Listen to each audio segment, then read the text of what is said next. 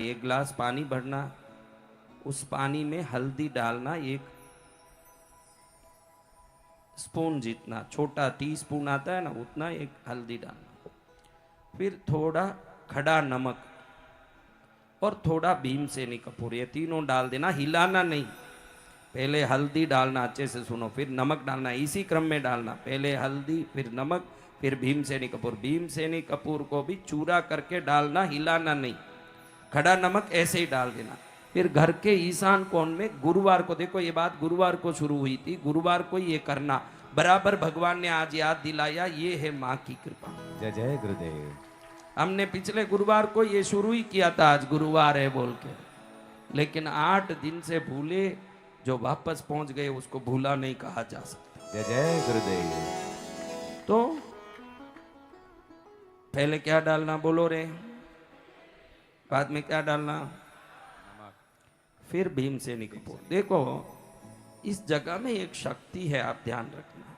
शक्ति ये 2 प्रकार की होगी, एक मारने वाली शक्ति, एक तारने वाली शक्ति। ये 2 के सिवाय कुछ नहीं, जिसको इंग्लिश में नेगेटिव और पॉजिटिव एनर्जी बोलते हैं। नेगेटिव यानी जहां से कोई गड़बड़ होता है, पॉजिटिव यानी जहां से कोई फायदा होता है।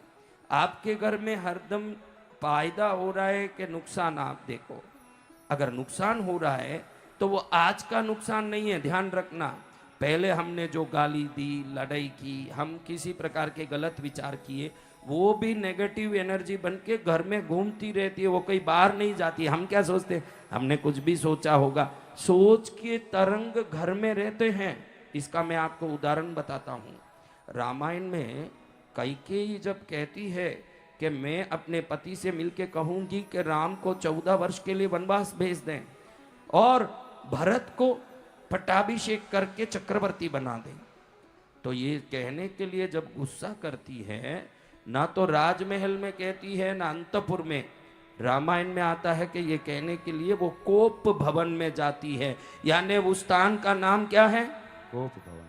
देखो पुराने जमाने में वो लोग कितने ज्ञानी थे और कितने समझदार थे, आज हमारे में वो समझ नहीं रही। यानी लड़ने के लिए, गुस्सा करने के लिए उन्होंने अलग ही स्थान बना के रखा था। जब भी गुस्सा होगा उस जगह में जाके गुस्सा करेंगे। उनको मालूम है कि हर जगह गुस्सा करोगे तो वो तरंग भविष्य में जब भी हम घुसेंगे तो उस गुस्से को वापस प्रकट करके घर में लड़ाई कराएगा। ये बात समझ रहे हो आप? इसलिए जो कैकेयी जिस जगह जाके ये बात सब बताई, रोई, घेने फेंक दी, बाल खोल दिया, रोती पड़ी। सैया में दशरथ जी जब अंदर प्रवेश किए तो देखते हैं कि ये क्या रूप बनाया। उनको पहले ही मालूम है कि कोप भवन में गई है, यानी जरूर ये कोई नाराज है। नाराज होने के लिए वो लोग अलग स्थान रखते थे पुराने जमाने के हमारे पूर्वज। उनको मालूम है हम पूजा करते हैं, उस कमरे में घुसते ही हमको कृपा महसूस होती है, तो गड़बड़ करते हैं तो वो तरंगे गड़बड़ महसूस कराएगी भविष्य में, ध्यान रखना। आप ये समझ नहीं पा रहे हो, आप हर जगह लड़ना शुरू कर देते हो कि नहीं, देखते नहीं, आओ न ताओ, खाते खाते ही लड़ाई, रसोई बनाते बनाते ही लड़ाई, पति घर में घुसा लड़ाई, पति सोने गया लड़ाई, पति खड़ने गया लड़ाई, पति जाग गया लड़ाई। पति तो हाथ जोड़ के सोचे आज का दिन सुबह मेरा अच्छा हो गई, हाथ जोड़ता हूँ, कोई आ न जाए मेरी झगड़नी। और कई पति भी झगड़ालू हैं, पत्नी डरती रहती है कि कब ये झगड़ा शुरू करेगा। हर जगह है, पति में भी है, पत्नी में भी है। दोनों परस्पर ये ध्यान रखें कि ये ईंटें जो मट्टी की बनती है, आप देखो मट्टी में पानी डालो क्या होता है बताओ, हाँ? तो जो वस्तु भी किसी वस्तु को सोंकता हो, खींचता हो, तो वह वस्तु आपके विचारों के तरंग को भी अपने में खींच के रखता। ध्यान रखना, आपकी ईंटें खाली पानी कोई नहीं सोंकता। जो घर बनाया आपने ईंटों से ही घर बनाया है ना, कोई प्लाईवुड से तो घर नहीं बनाया। तो ईंटों के घरों में आपके चिंतन के सभी तरंगे अंदर छुपे होते हैं। इसीलिए कोई कोई घर सुकून देता है ना, कोई कोई घर अशांत करता है। तो ये अशांति कैसे मिटाएं, इसका ही तरीका बता रहा हूं कि आपको अशांति मिटाना कैसे है। आप ध्यान रखो, अशांति तब मिटेगी जब वो तरंगे समाप्त हो जाएगी जो पहले से घूम रही है, किसी को पता ही नहीं कि मैंने 2 वर्ष पहले जो विचार करी थी गलत, वो आज भी मेरे घर में घूम रही जैसे भूत घूमते हैं। आप कई बार गलत विचार कर लेते हो, कभी कभी बच्चों को देख के ही मन में आवे कि ऐसे शैतान बच्चे नहीं हो तो क्या, कई माँ ये सोच लें, पर मन में आवे क्या, अरे अपने बच्चे जैसे हैं वैसे हैं। लेकिन एक बार जो सोच निकला वो तो सोच ही है ना, उस सोच का क्या करोगे। एक बार अपन ये भी सोच लेते हैं कि ऐसी पत्नी मिली क्या करूं, तो ये सब सोच है।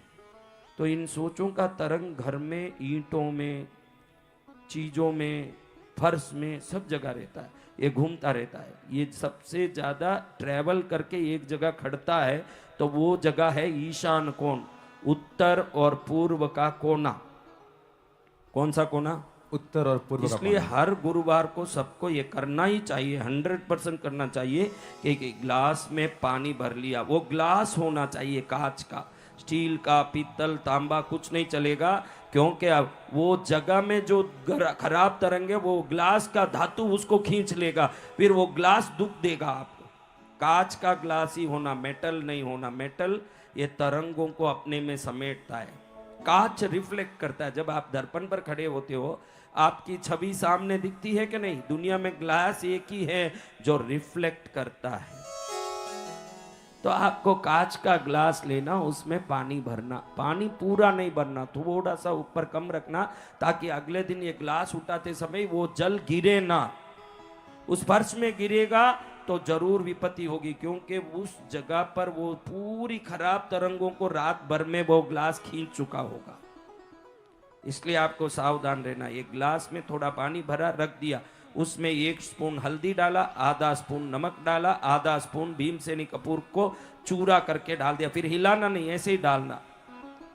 अगले गुरुवार तक अगर उधर रह सकता है तो रख सकते, नहीं तो 1 रात रखना। अगले गुरुवार तक रखोगे तो आप देखो तो आश्चर्य में पड़ जाओगे कि वो पानी कोयले की तरह काला हुआ होगा, क्योंकि इतना सारा जो घर में अशुभता है वो पूरा ये पानी खींचता है। घर पूरा शुभ शुभ हो जाता है, गलतियां सब निकल जाती है। हर इसमें कोई खर्चा ही नहीं है। घर में हल्दी है ही है, नमक है ही है, भीमसेनी कपूर का ही घर में है, नहीं तो थोड़ा सा लाओगे तो 10 हफ्ते तक चल सकता है, क्योंकि अपने को थोड़ा सा डालना है, 5 रुपए का, तो क्या खर्चा है। इसको रोज करोगे, हर हफ्ते गुरुवार को। अगले गुरुवार को इसको किसी जगह बाहर दूर में, अपने घर में सिंक में नहीं डालना, इसको दूसरों के घर के सामने भी नहीं डालना, कहीं एक खाली जगह में डालना जहां इसका कोई विपत्ति नहीं है, कोई इसका उपद्रव व्यवधान किसी को नहीं हो, क्योंकि पड़ोसी भी सुखी रहे। हम सीधा हमारे घर से निकाले ने पड़ोसी के सामने डाल दिए कि जा भाई तेरा मंगल है, तो ये काम नहीं करना, शुद्ध रखना घर को। तो हर गुरुवार को, देखो पिछले गुरुवार को ये मैंने छेड़ा, आज इस गुरुवार को माँ ने वो याद दिला दिया, ये है माँ।